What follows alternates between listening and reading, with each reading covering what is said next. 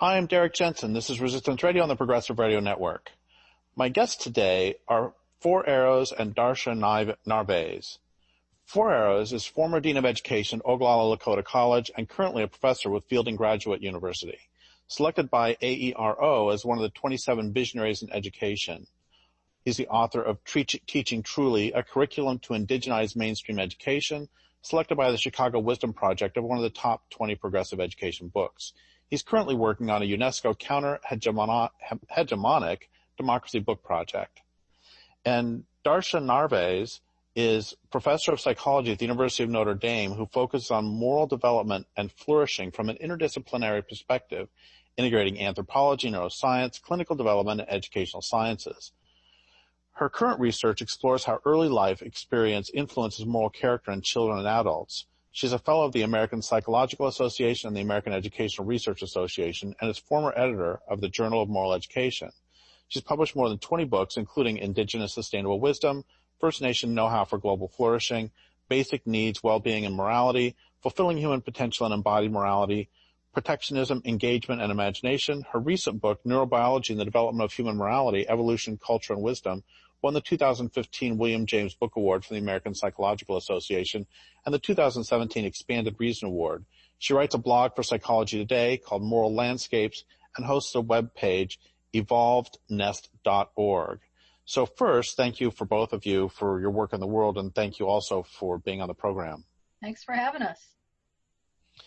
So the current book that you both have is a result of a conference, and we can either ask what was the conference about, or I can go with a quote from the book. Which would you prefer? The quote. Okay, the quote is, this quote gets to the heart of everything, I think. What accounts for the differences between dominant global modern culture and the cultures of successful, sustainable indigenous communities that existed for tens of thousands of years and are still represented today in First Nations who struggle against the odds around the world? Well, I'm writing a book about that called The Nest, or The Evolved Nest, and exploring that issue. So maybe I'll start. And my work focuses in on what happened to humanity that we became so destructive, at least some humans. So in the civilized world, the industrialized, civilized world, what we've been doing is undermining child development. And it's so critical in those first years to establish a good neurobiology, one that's cooperative, that's self-regulated, and that can expand, have a higher consciousness. But what we do in the industrialized world is we undermine all those systems that are supposed to be developing. Children are resilient. They stay alive, just like a dandelion in the crack in the street. That's life wants to live, and so children live, but they're not really all that human. They don't have their human potential reached, and they're undermined, and they get very self-protective and a big ego and fearful, and they're easily controlled by authoritarians.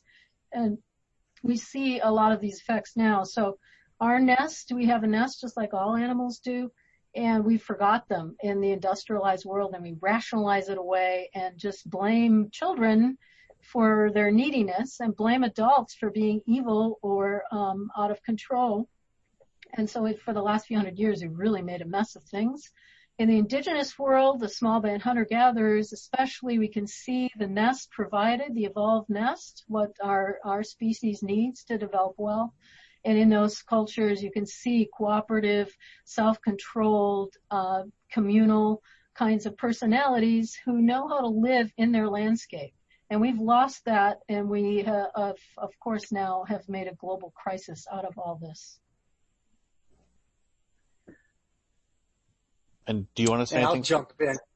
I'll jump in. I really support what Darcia is focusing on with the early childhood and the nest. I think we know that children are in a state of hypnosis for the first 3 or 5 years, and that's the time for the kind of nurturing and love that she's talking about that is no longer part of the dominant systems.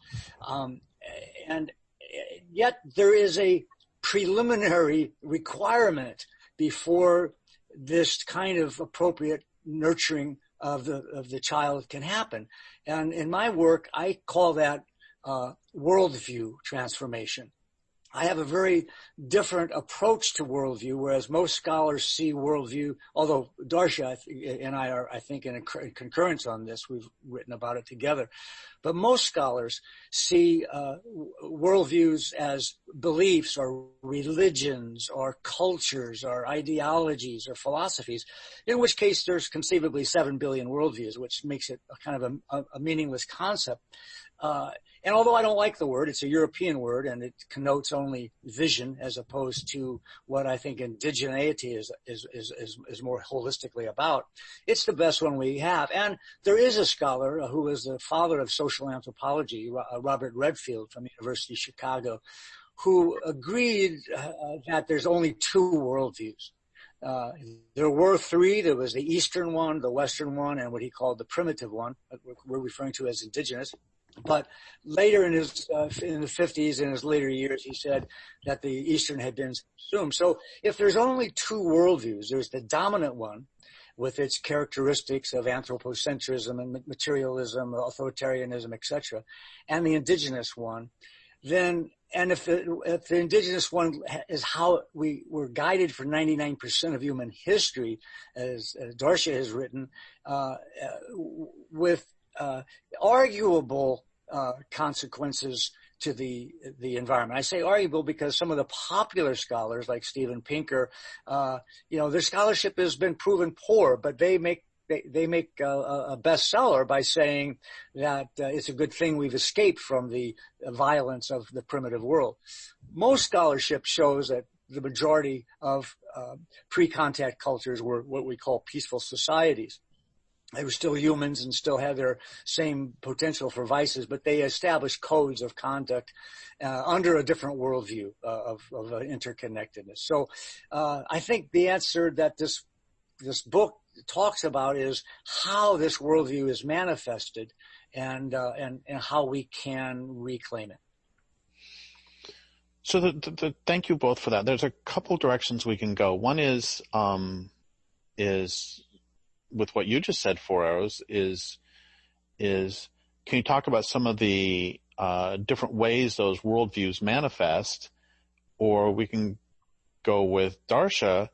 Can you talk more concretely or more tangibly about some of those, what that nest involves? Maybe let's go with that first. What does the nest involve that makes? I'm thinking a couple things. One is can you give tangible examples of the difference that leads the children to be more secure? And then also, I keep thinking as I look around this culture of that great line by R.D. Laing about how do you plug a void, plugging a void, which is what so many of us in the West end up doing, is trying desperately to fill a void with shopping, which is another void, or fill a void with, expansionism, with bombing the moon, with probing the deepest depths of the ocean, with violating everything. So take any of that, any direction you want. Okay. Well, our nest is very similar to the social mammal nest, and social mammals emerged about 20 to 40 million years ago. So these characteristics are by and large that old, and that they stayed the same over those millions of years means that they worked to keep our ancestors alive, surviving, thriving, reproducing, and they maintained a part of a sustainable way of being. And these characteristics then include things such as breastfeeding on request for several years, responsiveness, keeping babies in optimal arousal state so their biochemistry is in the right form for growing all the different brain systems that develop after birth. We're actually born 18 months early compared to other animals. That is, we look like fetuses till 18 months or so. And so lots of things are scheduled to develop after birth, and that we need an external womb experience during that time. So that's lots of caring and holding and pretty much constant physical contact with caregivers, multiple adult caregivers who are responsive. So it's not just a mom's thing or a mom and dad thing. It's a community care that's provided, a positive environment of social support so that mom feels supported and baby feels welcome. And play, lots of play. Babies are ready to play back and forth, reciprocal exchanges from birth. And what we do instead in the United States is probably the worst in the world, the worst place in the world to grow a child or raise a child, because there's no parental leave so that you can actually breastfeed for very long or be bonded for very long and learn the signals of your particular child. And what we do instead is we sleep train babies to learn to sleep alone. And that undermines their development, just that. We leave them to cry alone, to cry it out, sleep training. That's my most popular blog post, over 2.8 million hits on that, dangers of crying it out, because it is so dangerous for that child that shifts their trajectory of development away from feeling connected and bonded and secure in the world. This is a safe place. I'm a good creature, to the worldview that is, it's dangerous out there. You can't trust anybody. I panic, and the fight flight systems get hyper reactive. And so for the rest of your life, you don't think very well. If you feel threatened, you shift, your blood flow shifts to run away. Or if you're left to cry extensively, you have to shut down. You have to actually close down your crying in order to stay alive. And so some kids are left alone to cry and cry until they start to vomit, and they have to shut up to stay alive. And then they go into these dissociated states, which we can see hypnotically gone emotionally. And then those people are just, they're not really developed. They don't know themselves. They don't know their spirit, their inner self or uniqueness that they have to bring to the world has gone off the rails. So, and it's just a narrow, or I guess the hole that R.D. Laing talks about, the void. You never ever fill it up, because there are sensitive periods for certain things to grow. And it's really hard to fix later, unless you do like 8 hours of meditation a day or something. So that's the nest, and we have undermined it, and we are paying the price now. And I'm thinking about something that,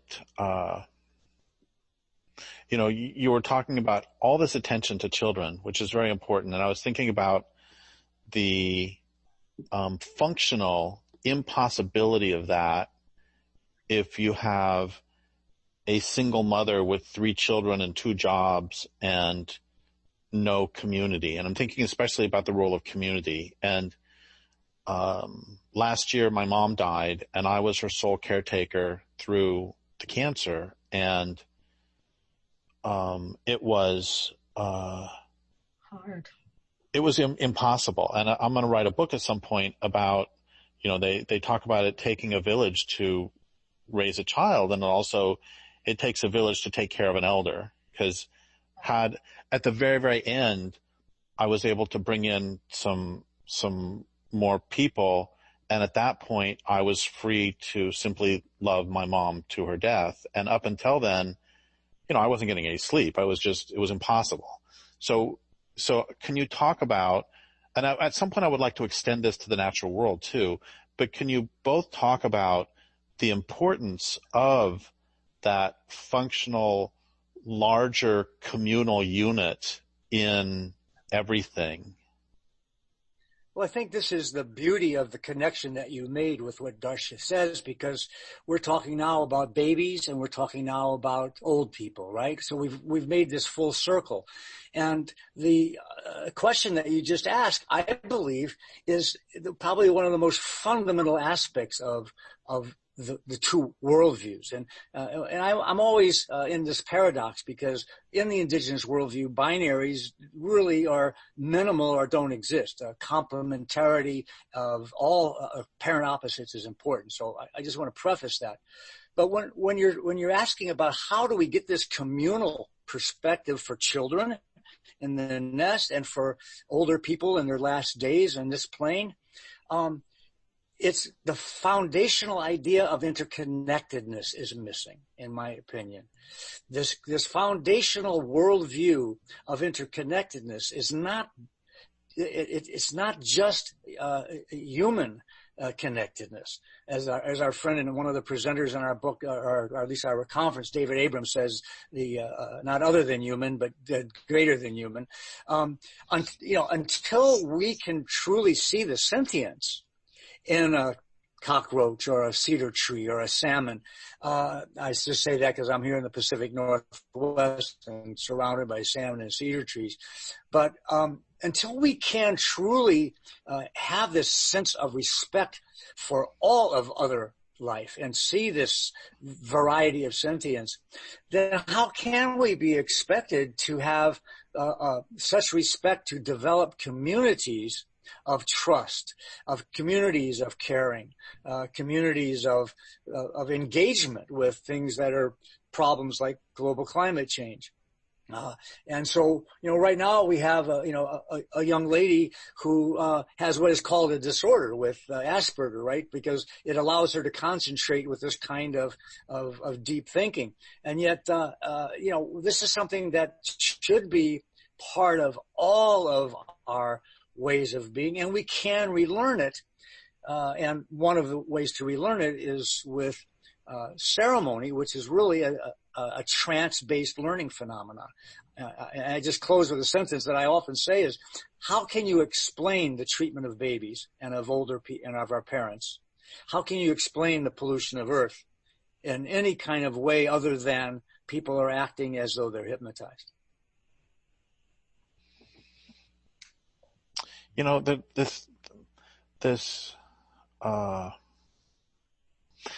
Help me with this. I've been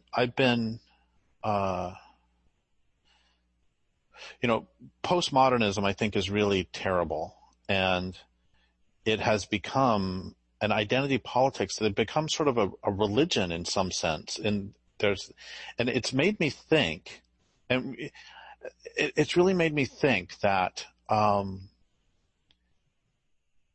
that when Western society pretended to get rid of religion with the Industrial Revolution and the Enlightenment, it left another void, and I think, and it has been filled by some, here's what I'm trying to get at, is I think we have an inherent need for religion and an inherent need for that entrancement, but what we have are toxic mimics of those. And can either of you take that anywhere? Yeah. So, but the religion that was rejected by the Enlightenment was really a false religion. I don't disagree. Yeah. So, but I've been reading Richard Rohr, R-O-H-R, he's a Franciscan monk, and really points to the origins of, for example, what Jesus was conveying was that we are all in divinity now, but it's our false selves that have covered that. Our egos are preventing us from tuning in to that sense of connection with everything, with all that the physicists tell us we have. From quantum theory, that DNA analyses show us we're all connected. The indigenous worldview is we're all connected. They had a sense of this without the Western science telling them anything. And that's what, in this Franciscan view, is what the true self is about, to get back to that centered self that feels connected. And unfortunately, the religious structures that all around us don't push us in that direction. They don't focus on self-transformation. They just focus on a world of meaning that makes people more anthropocentric and self-centered and ethnocentric instead. So they're missing that second aspect of religion, which is transformation, self-transformation to the true self and the true connections. And indigenous worldview and indigenous wisdom is about that. And the ceremonies that we can pick up help us in that direction. But again, if we have been under cared for in early life, it's so hard to get back. But we can. I mean, we are holistic beings, and we have to find a way to restore our nature, our real nature, which is not all this in-group, out-group, us against them kind of way of being. Yeah, and I would just modify the semantics a little bit. at this point in time, transformation is crucial. And the recent large study of the Intergovernmental Panel on Extinction Rates has said worldview is the way for that transformation, and refer to indigenous worldview. But I think that in the indigenous worldview, it might be more accurate to say that at birth you already have it all. We already bring from the spirit world the essence of the interconnectedness. Yes. And that the challenge is to not let that be lost by all the things that Darcia writes about, right? And so I think just semantically, it's not the goal of they're born to then learn to transform. It's almost that they're born to fulfill their unique high potential destiny for wherever that is. So it's a subtle difference, but I just thought I'd share that. No, thank you. I agree with that. It's the child raising of the industrialized, westernized world that pushes children away from their true path, essentially, their true self path. And then they develop all these false paths or false selves or big ego in order to protect themselves. They have to. And so, yeah, it's getting back to what you're born with and the pathway that you actually could be developing if you're well cared for early. So we can presume that everybody listening to this, or most of the people listening to this, were raised in some form of Western society and are and were not raised in that sort of larger extended community with the sort of child rearing you're talking about. So say somebody is 35 or 45 and has been able to break the spell of the dominant culture enough to know that something's wrong. It's like, what do you do as an adult? What do you do as a good-hearted adult to try to repair that in society and in yourself? I write about this in my blog. Go ahead. Okay. No, you go. Healing the primal wound, how to self-actualize. These are things that require attention and getting back in tune with your unique self and paying attention to it. What I do with my students, though, in class is they all pretty much are anxious and or depressed. And so we learn self-calming techniques first, because that's the older part of the brain takes over your stress response, for example, and you can't think very well or be very open-hearted or open-minded. So you have to learn to calm yourself down so you can actually grow that openness. And so we do belly breathing and other kinds of visualization and nature connection exercises and things like that. So that's the first thing, is calm down. Figure out when you're getting uncalm and then learn techniques to shift your orientation, your mindset. And then a lot of students now, a lot of people have spent a lot of time alone, and they sit in front of a computer, as intellectuals do too. And if you did that from childhood, playing video games or watch a TV, you don't have the social wherewithal, the skills, and the actually social pleasure hanging out with others. You have to build that too. So we play folk song games, and we play with kindergartners, and we try to build that too. And then we also expand the imagination, which is our what we think about what's possible, who we are, our meaning making, our storytelling, our ways we set up our own personal narratives, and we expand it to include the earth, to include our nature connection in this landscape where we are, our connection to everyone and to everything. Yeah, and I guess I agree with all of those things. I have, my worldview reflection list of common and dominant worldview manifestations and common indigenous worldview manifestations, and it's way too long of a list to go through. Acceptance of rigid hierarchies under one versus such and such, right? But I use a mnemonic I call the cat and fawn, that actually came to me in a vision in Copper Canyon in Mexico when I was down there trying to kayak the river. And the vision related to a mountain lion and to a fawn that the Tarahumara Indian was carrying. CAT stands for Concentration Activated Transformation, which in essence shows that ultimately, when we want to learn to be more generous or more caring, willful determination is never sufficient. It's good for other things. That's what ceremony is. Ceremony is going in with intention, changing into a brainwave frequency that puts us essentially into a self-hypnotic state, and then having the imagery of being more generous, more caring, more a better hunter, whatever it is. So cat is on the one side of it. Fawn is on the other. And that is between the two worldviews. Again, this binary I'm using.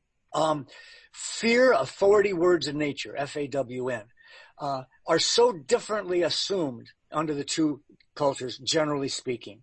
Under the indigenous culture, fear is a catalyst for practicing a virtue like courage, patience, fortitude, humility, generosity, as opposed to something to avoid at all costs. Authority is only essentially the reflection on personal lived experience under the umbrella of recognizing everything as interconnectedness. The rigid hierarchies are only seen either as reverse dominance or as advisory. The third one is words. Words were understood, but whether it's self-talk or talking to others, as sacred vibrations that required the ultimate opportunities of probable truths and understanding the multifacetedness of truths. And the last one is, of course, N for nature, that we are part of nature and that nature is a teacher. And I find over the years that when people look at how their behaviors that are not healthy, not optimal, in all the ways that we're talking about, that they recognize that they are entranced into those. And they can go back and change it by looking, well, what is it how do I think of fear in this situation? What am I afraid of? Who is the authority for telling me how, that guiding me in the ways that I am acting? What was that authority? What would be the option to that? What words am I using when I refer to the situation? And how have I gone out and in my garden or on top of the New York City building and the plants that I have, or in the woods, or my pet? How have I really looked at the non-human world to learn? And so that's one simple tool also. I'm thinking of, as you're talking about that, I'm looking at something from your book, a list of deep nature connection, mentoring, and cultural repair, where it says that we've identified 4 levels of nature relationship. First is nature information, like anything on books, media, internet. Second is nature experience, outdoor recreation, sports, dog walking, gardening. 3 is nature connection. And 4 is deep nature connection. And I'm thinking about something that Vine Deloria said to me back in the 90s, which is that he would say, a lot of my students will go hiking and they'll come back and say, I had a nature experience. And he would say, well, you had an aesthetic experience. It was pretty, but to really get to know nature takes a long time. And, I've lived where I live now for 20 years, and it is really true that living in this one place and literally seeing the same bears and their children for 20 years is transformative. So can you talk about any of that? Did you want, Darcia, did you want to say something, or? Oh, why don't you start? I'll just jump in. I've got, last night I had a bear come up to our window here, and we saved some poop for my neighbors for my friends from Idaho that are visiting so they can see it. And, I totally, agree. And I've been transformed by going to the Maggie Creek every year, watching the salmon go up. I cry at their determination, and they teach me all the time. Yes, it's true that, and Vine was a friend of mine and wrote his last chapter in my book, Unlearning the Language of Conquest, before he passed. This deep nature connection, though, is impossible for so many people in our concrete jungles, so to speak. And so the starting place is to begin to accept and understand the importance of nature intellectually and then emotionally by doing experiments like, before a conference, I'll have people go up to a tree outside and touch it and come back in. And they'll wonder what the hell that was about. And I'll say, go back out again. And before we start, I want you to touch it again. But this time, I want you to ask permission and really mean it and wait for an answer. And of course, everybody guffaws and laughs a little bit or shakes their head. But when they come back over the years, whatever age they are, there's always in the reflection and the explaining of what their experience was, there's always somebody that cries. There's always some profound transformation that happens. So we've just got to get to the first base here. We've got to start realizing that it's a worldview that has us in trouble, and that we raise our children according to the wrong one. And I can jump in now. What I try to do with my students is expand their sense of relationships. They kind of have a very limited sense of feeling related to their parents and their family members and maybe a few friends, but they don't have this sense yet. I help them, I hope, develop it to the tree that we're sitting under, to the grass they're sitting on, to the spider that walks along nearby, the bird that flies overhead. We're related to all of that. And I think of Jose Mujica, the former president of Uruguay, who spent something like 10 years in solitary confinement. He reported that the way he stayed sane was he shared his food with the mice and the cockroaches each day. And that was his web of relationships right there. And I think we have to find them where we are. And ideally, yes, you're in the same place and you learn the landscape and you know how it changes through the seasons, and you see new generations of animals that you know. But if even the little things that we do wherever we are, if we can feel connected to the tree we're walking under in a new city or a bird that comes by, it's amazing how you can suddenly feel like you're part of the whole. And if I could just jump in to add to that it's our education systems. Both Darcia and I are professors. And many of my indigenous brothers and sisters, my fellow Sundancers say, I don't know why you're trying to indigenize the academy. That's where the problems all started. And, they got a point. But on the other hand, it's these systems that continue to reify this wrong-headed worldview. And so, we're at a place now where you got this global climate change. How many university professors have come, the presidents have come out to endorse it, right? So we've got a lot of work to do in those systems that train and prepare people, as well as these vicarious experiences. And I'm thinking about how real cultural transformation takes place, and I'm thinking of a couple things. One is that Peggy Reeves-Sande did a cross-cultural study of high and low rape cultures, and cultures, a lot of the markers of a high rape culture are ones we would precisely expect. It's highly militarized, it's probably high rape. If men are treated well and women are treated poorly, it's probably high rape. But there was one that always stuck with me, and that's that. Another one that was very interesting is if there's a male creator deity as opposed to a couple or a female creator deity, that is often a higher rape culture.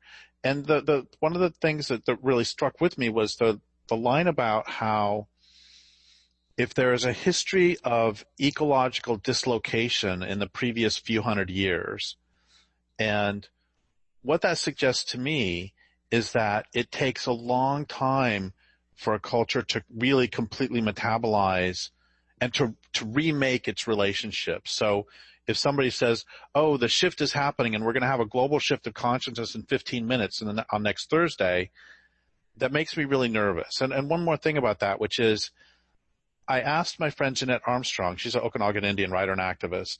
I asked her, so how long does it take for someone to become indigenous to a place? Not for someone, but for a people to become indigenous to a place.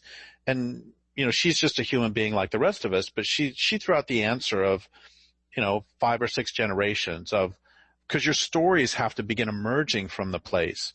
So again, I'm just sort of throwing out globs of stuff, and you can take any of this any direction you want. Well, first, you're not even doing it in 5 generations if you don't know the original language. So, it's that, I mean, that's an extreme answer. But the field of epigenetics shows us that transformations that even reached into the DNA code can happen in a much shorter time. The historical trauma and all of the kinds of things that we're programmed into would take 5, 6, 10 generations and relearning the original languages that speak of nature. And it's, but that's not a possibility for us to act on right now. Now, I don't have hope that we're going to be able to turn things around, frankly. I spoke at the University of British Columbia recently, and I told that to them at the end of my presentation. They asked me, well, why am I here? And I said, well, I'm here to do my best. I'm here to help save whichever creatures that I can, so that there will be, and I'm here to help people who are going to rebuild. So they're reading Derrick Jensen's books and not Henry Kissinger's. And so, that's the kind of, I'm not talking about hope here. I'm talking about what can we do now? And I think it's just as detrimental to say, well, it takes, you have to learn the indigenous language and wait 10 generations, as it is to say that we're going to be able to do it overnight. But I do think that there's enough logic in epigenetics to say that if we do what we're all doing on this radio program right now, there's a chance that at least in the next go around, even if we're moving into the fifth world, as the Hopis say, that will have made a contribution, because the world is a beautiful place and it deserves it. I thank you for that. I want to just say one thing in sort of defense of what Jeanette was saying. I think that I think for me, the understanding that was gained was not that we should, we're not, of course, absolutely not just throw up our hands, but that process of transformation is both miraculous and also comprehensible through predictable patterns. It can be a surprise, but at the same time, it takes a while to break out the bad patterns. Yeah, I agree. That's all. But that can take generations. One generation has violent abuse, and it can take the work of a lifetime for the children of that to try to break that pattern, and then their children can try to break the pattern even more, and their children even more. That's really all I'm getting at. Well, let me just jump in and say that things can be viruses. Things can change overnight with a meme, a mental virus that goes around the culture. And so I still hold out hope that some way we can have a cooperative virus that infects everyone, and a connection virus. And so I don't think we have to wait for these materialistic kind of, physical. I think that's part of what's going on, of course, is the epigenetics and the material physical effects and how we transform them. But I think there's still hope that we are in many ways spiritual beings as well, and that spirit can really have an infectious positive effect. We see it with the Wedico virus, the negative effect of the cannibalized life infection that the Europeans brought to the Americas, the New World, so-called, and just wanted to consume everything and grab it. That was quite a terrible virus, which is infecting the whole world now. But we can turn it around, I think, if we see ourselves as more than just a body and a mind, but as spiritual people. I think you're right, Darcia, because if we can, in a very short time, do the amazing damages and the amazing technologies that we've done, well, what kind of phenomenon has caused that to happen so rapidly? And why couldn't it happen in the opposite direction. When I wrote the Prentice Hall book on emergency hypnosis, I wrote it because the American Academy of Orthopedic Surgeons said, be careful what you say at the scene of an emergency, because words spoken to a patient in fright can cause untold harm. And I wrote the book saying, well, if it can cause untold harm, why can't it do untold good? And so I agree with you, Darcia. So we have about 10 minutes left, and there's a couple questions. One of them, you sort of answered this for AEROs, but can you be more explicit? Both of you be more explicit. What are you trying to accomplish with your work? What do you want listeners of this to understand and to act upon? And then there'll be another question after that. Well, I'll jump in. I want them to realize this is not, it doesn't have to be this way. That humans are not naturally aggressive and violent and selfish. We are naturally cooperative, but it has to be shaped by experience, and that we have to let go and be vulnerable. We have to let go of our ego and connect. And there are ways to do that, and there's ancient ways to do that the indigenous peoples of the world can and teach us. And so it's a wake-up call, essentially, and I try to wake up people who are going to be parents or grandparents to realize that they have a lot of power. Mothering, nurturing really has a lot of power in bringing about people who actually can live on the earth as sustainable members. I couldn't agree more, and I would just say probably the same thing in different words. I would say that my work efforts are all aimed at helping people realize that courage is a requirement, and courage can be transformed into fearlessness, into trusting the universe once you make a decision to act, and that having a strong social purpose is important for reasons that relate to the beauty that's all around for future generations. And now if we can, use our understanding of worldviews to avoid our compliance to rigid hierarchies and authoritarianism, and gain that understanding of what happens in a fear-based society, understand the power of what, we can refer to as self-hypnosis or trance-based learning, that we can meet our obligations for the beautiful gift that this world has been offered to us.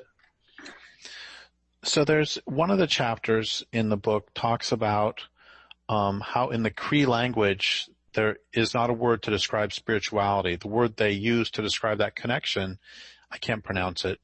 It translates to the gifts we were given as a four directions people.